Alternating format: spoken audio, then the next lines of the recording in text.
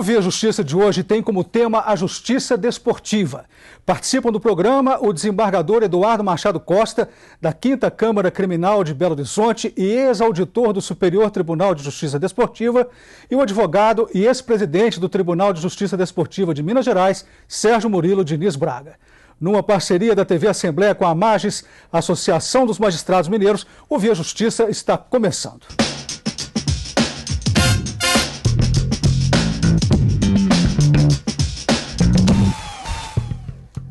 A luta da Portuguesa para não ser rebaixada para a Série B do Campeonato Brasileiro foi parar no Poder Judiciário. Desembargador, por que a Justiça Desportiva não consegue resolver sozinha a questão? A Justiça Desportiva já resolveu, dentro do âmbito da sua competência. A decisão já está mais do que clara, todos vocês têm conhecimento. Então, no âmbito da Justiça Desportiva já está resolvida. Ela resolveu. Mas por que não valeu? Não vale a decisão? Valeu, está valendo. No âmbito da Justiça Desportiva, valeu, está valendo. E a Portuguesa, em razão da decisão da instância maior da Justiça Desportiva, que é o Superior Tribunal de Justiça Desportiva, decidiu a matéria. Para ficar mais claro, enterrou de vez a questão. Está muito bem não sei se está muito bem resolvido, mas que está resolvido, está. Mas foi para o Judiciário. E se o Judiciário julgar contrário? Como que vai, evidentemente, prevalecer a decisão do Judiciário, porque a Justiça Desportiva é uma justiça administrativa. E as questões que estão sendo discutidas em juízo têm por base o Código de Defesa do Consumidor também e o Estatuto do Torcedor. São leis federais. Prevalece, evidentemente, essas. Várias liminares foram expedidas no Rio e em São Paulo, favoráveis e contrárias à Portuguesa, às pretensões da Portuguesa e do Fluminense. Doutor Sérgio, por que acontece essa confusão de liminares? Não, o que tem que ser esclarecido à população em geral é que a Justiça Desportiva ela é uma instância administrativa.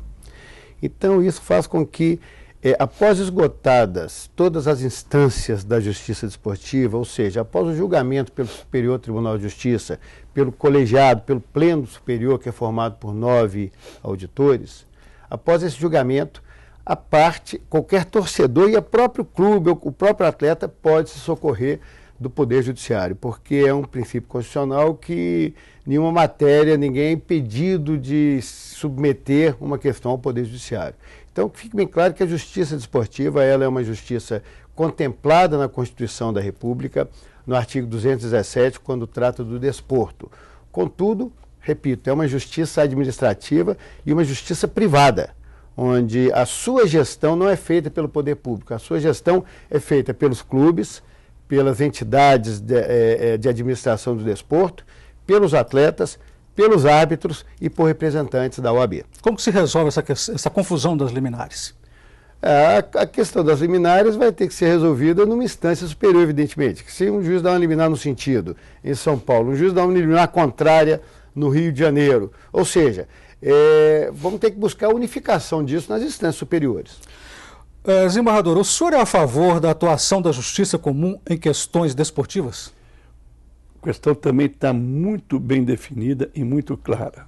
A própria Constituição define o seguinte: para que se leve ao Judiciário qualquer questão dessa natureza, os clubes têm a obrigação de aguardar ou esgotar a instância da Justiça Desportiva. Está na Constituição, 60 dias. Eu também, como torcedor ou como cidadão, não posso levar para a Justiça Comum uma situação que não foi decidida ainda na Justiça Desportiva. 60 dias, todo mundo quietinho, bonitinho, aguardando a decisão da Justiça Desportiva.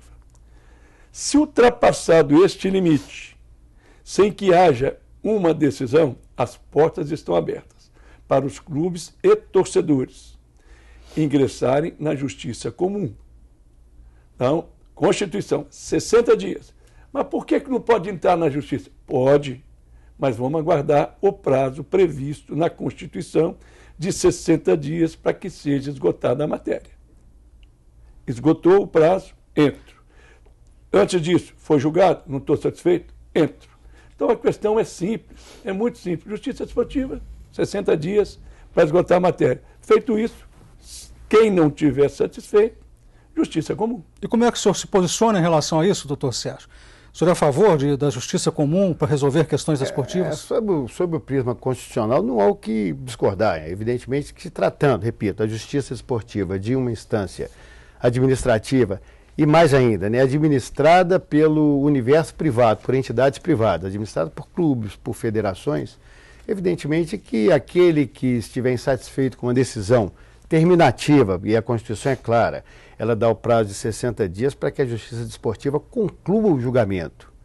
Antes disso não se pode entrar. Agora, se a Justiça Desportiva concluir o julgamento através do Superior Tribunal de Justiça, a última instância do Pleno Superior, em prazo menor que 60 dias, a pessoa que se sentir lesada ou a entidade que se sentir lesada pode imediatamente se socorrer do Poder Judiciário, e não há nem como ser contra isso, porque eu costumo dizer que o judiciário é o grande agente pacificador. Então, o judiciário, ele tem que existir, tem que ser forte, tem que ter o cidadão tem que ter a oportunidade de socorrer do judiciário, que é o que eu diria é o poder pacificador.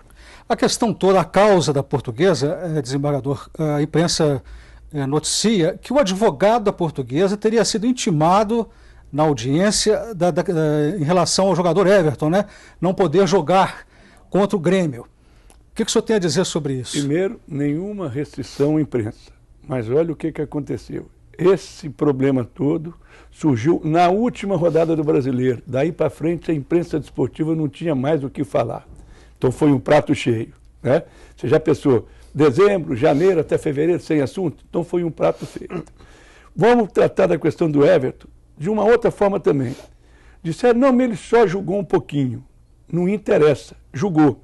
E tem mais, para aqueles que não têm talvez um conhecimento mais profundo a respeito da situação. Ele não precisava nem ter jogado pouquinho. Basta a assinatura na súmula e a irregularidade está comprovada. Não precisava nem de entrar em campo. Prova disso é de que um jogador pode ser divertido com cartão amarelo e até o vermelho, mesmo no banco. Então, a questão da intimação é singela.